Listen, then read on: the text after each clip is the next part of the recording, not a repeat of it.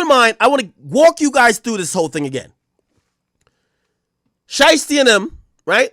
And I think I forgot to play this, but the feds have a timeline. We've done our own independent timeline as well, and what we found out is that, if you guys don't know, at around noon / 1 o'clock in Memphis, no, not Memphis, sorry, in Dallas, Pooh Shiesty posted this video seemingly responding to Wack 100. Wack 100 was on Clubhouse. He appeared on my program and a few other programs, and he's been saying for feel like months, Pooh Shiesty, Pooh Shiesty, Pooh Shiesty, he's not good, there's work on him, we got to work, we got Bompton, we got whatever. And he said that, pointing out that there was a proffer in Pooh Shiesty's last case. And if you guys don't know what a proffer is, a proffer, sometimes they call it queen for a day. Sometimes it's basically where you have a sit down with the feds, and in that conversation, whatever statements you use cannot be used to prosecute you later. Now, my opinion on a proffer, I'm a civilian, so I'm gonna say it doesn't matter, but it doesn't mean you're snitching. But in the streets, you're not supposed to say nothing to the cops, don't even say your name. So in the streets, it's like snitching. Do I think Pooh Shiesty's, and I'm going to call Wack in a little bit. Do I think Pooh Shiesty snitch? No. Why? If we look at the case he was incarcerated for 5 years for, he was incarcerated for a case where they go buy some stuff, like some sneakers and some weed or whatever the case is, and basically they ended up shooting some guys. Okay? Now, the victims cooperated, that got them even arrested, right? What Pooh Shiesty and his co-defendants did, they were all in line doing, so they all agreed to this. They basically said, all right, we'll take the plea and say we did do that, but our thing is that they had weapons. That's why we shot. So they were trying to make this self-defense argument, right?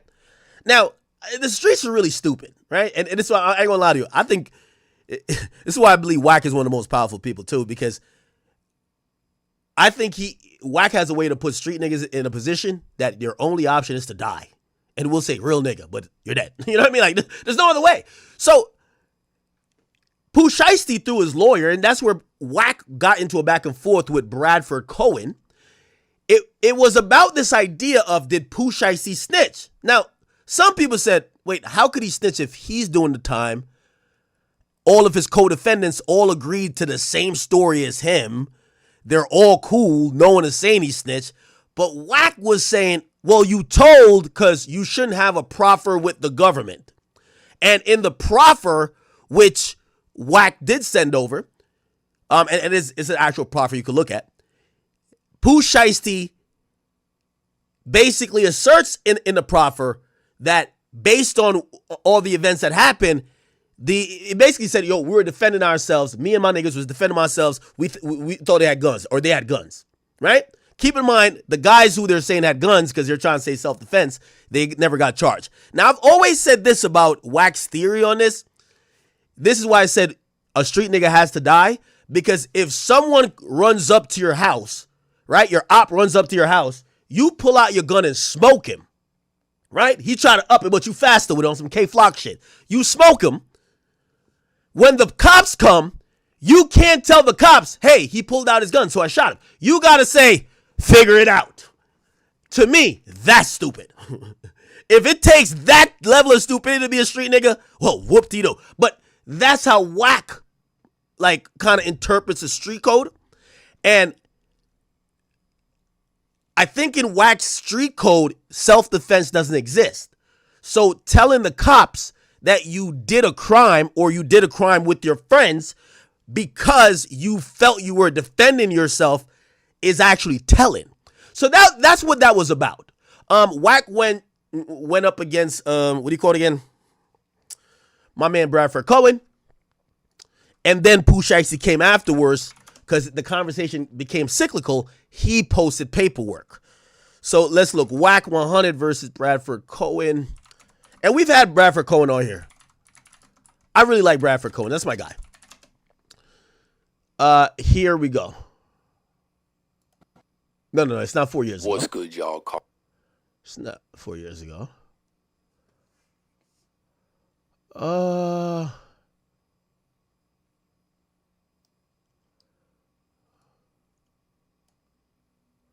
Nah, it's not 4 years ago. This was like a couple of By the way, yo, shout out to Drill. Drill came up with his name by himself. I feel like I should have came up with his name. They're calling Wack Patel. You know how they got Cash Patel, the FBI director? They said Wack Patel. Nah, that's a good one. Wack Patel, the FBI director. Okay. Let me look it up. Bradford Cohen, Pooh Shiesty. I don't know if I could find it. He posts a lot, so I'm just gonna see if I can find it. Pooh Shiesty's lawyer. Can I find it? All right, let me just look up Pooh Shiesty. People might not know his name. Pooh Shiesty lawyer. Let's look.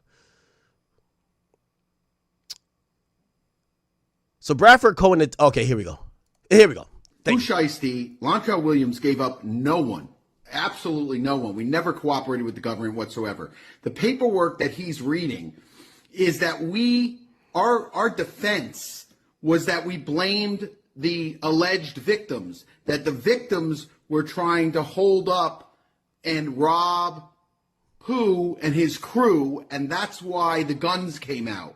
The victim said, I don't have a gun, I never owned a gun, and through our investigation and the evidence, we found not only did he own a gun, he had a firearm box in the trunk with ammunition in the trunk. Both of these alleged victims were total liars, totally full of shit. And that's why instead of getting 10 years, the judge gave him under 5 years for a shooting case. Not because of any kind of, he cooperated. He didn't cooperate with shit. They never cooperated with the government. The victims say we ain't had no guns, but Pooh and you proved they did have guns. So Wack's thing is saying, by you claiming the victims had guns you told, the victims never got charged. And them saying that the dudes had guns was them trying to have a defense of why they're shooting people. Oh, no, we're defending ourselves. So basically, as a street dude, you can't say you're doing self-defense. You got to just say, figure it out and go to jail. I love the streets, man. Because of the information you gave on them to prove they had guns is the reason Pooh didn't get 10 years and got under 5. And you say you didn't cooperate, and you calling me a moron. We gonna run that back one more time. Yeah, I actually don't agree with Wack here. I don't agree with Wack. His lawyer calls Wack 100 a moron, another grown 100. Let's talk morons. Wack 100. I can see where he gets his name because he is Wack. The allegation that Pooh gave up information in this case is so idiotic. Even when he's reading it, DJ Akademiks is saying what a moron he is. It is next level how stupid he is. Now, if we're saying he's just doing it for clout, if we're saying he's just doing it for views, I would think, okay, that's an excuse. But it really isn't. I really do think he's very stupid. So, long story short is, Pooh Shiesty, Lontrell Williams gave up no one. Okay. Absolutely no one. We never cooperated with the government. See my clock in the back? You know what time it is. Took the plea and the judge. Okay, all right. So, Wack went back and forth with Pooh Shiesty's lawyer. Now, that still didn't, you know when Wack really sinks his teeth into something, shit starts getting even more. So now, it's just not going away, this Pooh Shiesty thing, and I'm not going to lie to you. One of the few times I've spoken of Pooh Shiesty, I remember when he was locked up. And you ever remember Pooh Shiesty writing these long-ass paragraphs about how he's doing his time and holding his head, and he really does care about his street reputation. I remember I did speak to him a couple times while he was locked up, and his only thing was he would die before there's smut on his name. He wanted everybody to know that basically what he told me was like, yo, I did what I did, and I'm taking my time, and I'm holding my head high. I don't want nobody to say nothing about me. And I'm not going to lie, like, it felt like he was almost like really, he was looking at the street shit like it was a league. You know what I mean? Like, I wonder what he really thinks about people telling him. But he was looking at like, you ever watch The Wire? My name is my name. Like, he was going crazy with him. So anyway, he gets out. Wack goes back and forth with his lawyer, but it's still little questions. And he gets on live and he does this on January 10th at 1 o'clock, 1 p.m., 2 hours before they get to the spot to rob Gucci. He does this. Supersede indictment, man. This the indictment out the original indictment. So we got indicted twice, nigga. So they smacked us with more charges, nigga. Thinking that shit will break us or make us, nigga. Conspiracy to possess firearms in front of the drug trafficking, violent crimes, nigga. 3 other sided niggas you will ever see, nigga. Name on a piece of paperwork, nigga. Bankroll, D-roll, nigga. These niggas solid, nigga. These niggas solid, nigga. We kept it G. We traumatized about this shit, my nigga. For real, nigga, I really went through it. Nigga, you nigga better watch our mouth when y'all say a nigga name, cuz I was facing 20 plus or 20 plus another 20 plus life, nigga. Never told it, never folded, nigga. All my shit add up, nigga. Yeah, nigga, every page add up. You see 1 through 10 on anything. Stop playing with a nigga name, nigga, made nigga for real. You niggas don't know the half of this shit or what's really going on, nigga. Yeah, my paperwork 4,000 pages long. I go all day with this shit. You niggas don't know what really going on. You know what you see on the internet, you content creating ass niggas. Supersede indictment, man. This the indictment out the original indictment. So Okay. And if you're wondering about the timing of that, if you look at this, says Pooh Shiesty goes off. I posted it around the same time he did, January 10th. Okay. So he basically left, and maybe this gives a setting of his mind state. He's already a little bit pissed off that people online is talking shit about him. You get what I'm saying? But he goes from, maybe he was at his apartment, then he goes to the studio. All right. All good. Now, let's get to this. And this is the latest update with the case. Let's get into it. Ron, thank you. Now to a new development tonight in the arrest of Memphis rapper Pooh Shiesty. He and 8 others are charged with kidnapping rapper Gucci Mane. Shiesty's father, Lontrell Williams Sr., and another Memphis rapper known as Big 30 appeared in federal court today. Action News 5's Caitlin Miller was in the courtroom in downtown Memphis. So, Caitlin, fill us in. What happened today?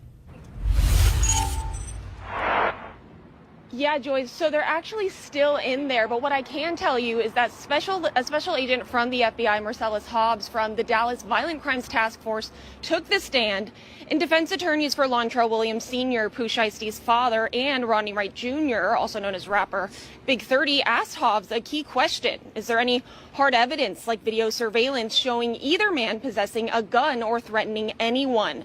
And Hobbs said no. He also testified that no concrete evidence was found in Wright's car or Williams' homes when they were arrested. But even so, the judge ruled there is still probable cause. Okay. What did you just hear? So in the court testimony yesterday that established bond for, and this is why there is bond for the father, the government has now said they don't have video of these guys having a weapon. There's no video of these guys supposedly forcing anyone at gunpoint to do anything. Now, remember, there's this thought that Big 30 had recorded it. That might have just been a narrative said by one of the people who cooperated. But do they have the video? They haven't said yes yet. Now, granted, they probably just seized phones, right? Because, Big 30 hasn't been arrested yet. He wasn't arrested till like yesterday. Who knows if he still has the video on his phone, right? Does he have it still in the iCloud? Right? So they're looking for that video. We're now getting told there's no video in the booth. There's no video in the studio. So there's 2 places there's no video at, which is going to be what is necessary to make this case.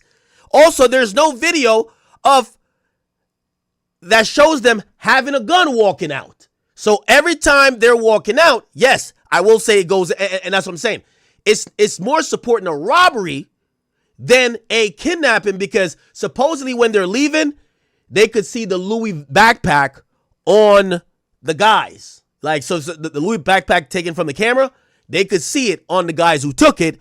Also, there was an air tag in the back. They could follow that and see that it was tracked along with the car leaving. But the big issue here is, what evidence do you have that these guys held Gucci at gunpoint against his will, which is kidnapping, what evidence other than, oh, these guys went there and they left and, oh, they took a Greyhound, maybe not a plane, that you feel is now a conspiracy, right? That everybody agreed that this is what we're going to do. Like, how do you know someone agreed? Now, the point here is this. Either the government was overzealous and they're really relying on, and this is where the last part comes in, the cooperants, because essentially there's 3 people that gave statements and CW, who is the cop. Now, I keep hearing about the cop. Let's talk about the cop right now. Everybody who keeps saying, oh, Gucci didn't say nothing. Gucci didn't say nothing. Yo, he don't got to say nothing. The cop is with him. You guys didn't read the indictment. Or not the indictment. You didn't read the complaint. We went over the complaint here.